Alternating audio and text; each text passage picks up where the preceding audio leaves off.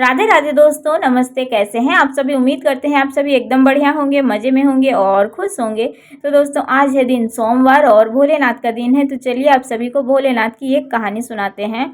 तो भगवान शिव की तो बहुत अनेक कहानी है, उनमें से एक कहानी आप सभी को सुनाते हैं। तो भगवान शिव के आसानी से प्रसन्न होने और वरदान देने की दर्जनों कहानियाँ सुनाई जाती है। ऐसे ही एक बार शिव जी एक राक्षस को वरदान देकर बहुत मुसीबत में पड़ गए थे। अंत में भगवान विष्णु ने उस राक्षस का वध किया और शिव जी को छुटकारा दिलाया था।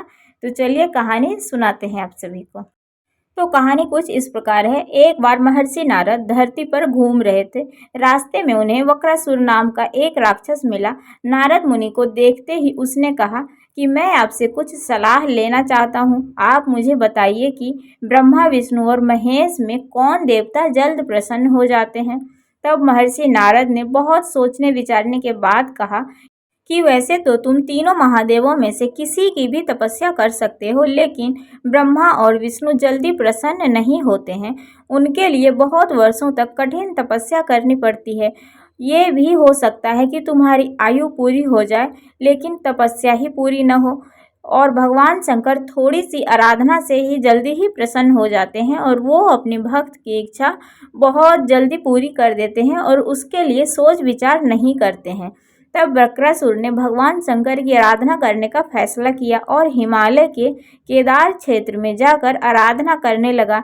यज्ञ, जप, तप, ध्यान सब प्रकार से वह पूजा पाठ करने लगा। कुछ दिनों के बाद उसने सोचा कि मैं शरीर और प्राण को ही भगवान शिव को अर्पित कर दूंगा।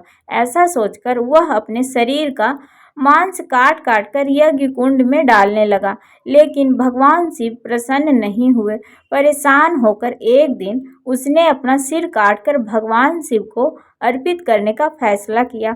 स्नान ध्यान कर जैसे ही उसने खड्ग उठाकर अपना शीश काटना चाहा, तब भगवान शंकर प्रकट होकर बोले, बस करो, तुम्हारी तपस्या पूरी हो गई है और मैं तुमको वर दूंगा, वर मांगो। तब वक्रासुर हाथ जोड़कर भगवान शिव से बोला, आप मुझे वर दीजिए कि मैं जिस प्राणी के सिर पर हाथ रख दूं उसकी मृत्यु तुरंत हो जाए। शिव जी वक्रासुर की यह मांग सुनकर चिंता में पड़ गए, लेकिन वरदान नहीं देने पर देव मर्यादा का उल्लंघन हो रहा था। शिव जी वक्रासुर से बोले कि तुम्हारी तपस्या व्यर्थ नहीं जाएगी। तुमने मुश्किल वरदान की कामना से तपस्या की थी, इसलिए तुम्हें तपस्या भी कठिन करनी पड़ी। जाओ, जैसा वर चाहते हो वैसा ही मिलेगा। वरदान पाते ही वक्रासुर की आसुरी शक्ति जाग गई। उसने कहा कि प्रभु, आपका यह वरदान सत्य है या नहीं, इसकी परीक्षा लेना चाहता हूँ। इसलिए पहले आपके सिर पर ही हाथ रखकर देखता हूँ कि इस वर में कितनी सत्यता है। भगवान शंकर ने सोचा कि यह राक्षस कुछ नहीं सुनेगा। जब वक्रासुर शिवजी के सिर पर हाथ रखने के लिए आगे बढ़ा तो वह वहां से भागने लगे। इस पर वक्रासुर का क्रोध बढ़ गया और वह पीछा करते हुए चिल्लाया कि महर्षि नारद की तरह आपने भी मुझसे छल किया है। वरदान की परीक्षा से डरकर क्यों भाग रहे हैं? शिव जी भूमंडल छोड़कर देवलोक तक भागते रहे और वक्रासुर भी उनका पीछा करता रहा। अंत में भगवान शिव विष्णु लोक पहुंचे और विष्णु जी को अपनी परेशानी बताई। विष्णु जी ने हंसकर कहा कि कुछ भी हो, आपके वरदान की सत्यता तो सिद्ध करनी ही होगी। भगवान विष्णु ने योग्य माया से एक वृद्ध तेजस्वी ब्रह्मचारी का रूप बनाया और वक्रासुर की ओर चल पड़े। भगवान विष्णु को जब वक्रासुर आता हुआ दिखाई दिया तो उन्होंने आगे बढ़कर उसे प्रणाम किया। उन्होंने वक्रासुर से कहा कि असुर राज, कहाँ भागे जा रहे हैं? लगता है कि आप बहुत थक गए हैं, शरीर को थोड़ा आराम दीजिए। आप सब प्रकार से समर्थ हैं, फिर भी आप मेरे योग्य कोई काम हो तो बताइए। अक्सर लोग अपने मित्रों और सहायकों से भी अपने काम पूरा करा लेते हैं। एक तेजस्वी ब्रह्मचारी की बातें सुनकर वक्रासुर ने शिवजी के वरदान और उसकी परीक्षा की बात बताई।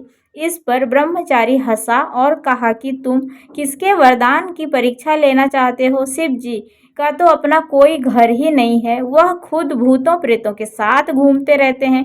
वह भला किसी को क्या वर देंगे? वर देने वाले तो ब्रह्मा और विष्णु ही हैं।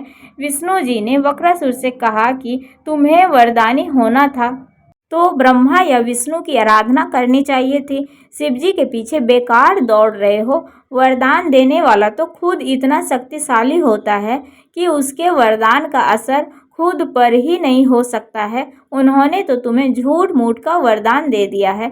तुम्हारी तपस्या बेकार चली गई। ब्रह्मचारी की बात सुनकर वक्रासुर निराश हुआ और उसका मनोबल टूट गया।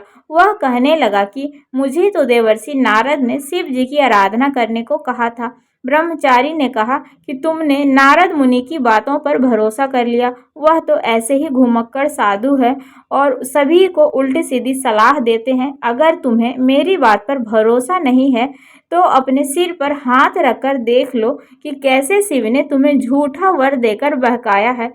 वक्रासुर का मनोबल पूरी तरह टूट चुका था। उसे ब्रह्मचारी की बात पर भरोसा हो गया कि शिवजी ने भी उसके साथ छल कर झूठा वरदान दिया है। उसका विवेक नष्ट हो गया। उसने वरदान की सत्यता का परीक्षण करने के लिए अपना हाथ अपने ही सिर पर रख लिया।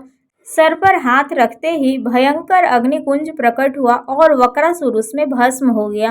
भगवान शिव, विष्णु जी और वक्रासुर की इस कहानी में जीवन का अहम सार छुपा हुआ है। यह कहानी हमें सीख देती है कि बिना सोचे विचारे किसी को कुछ देना और पाने वाले का होकर दाता को ही संकट में डालने का ऐसा नतीजा होता है। कृतघ्ना के उन्माद में बुद्धि और विवेक नष्ट हो जाता है और उपलब्धि की ही विनाश का कारण बन जाती है।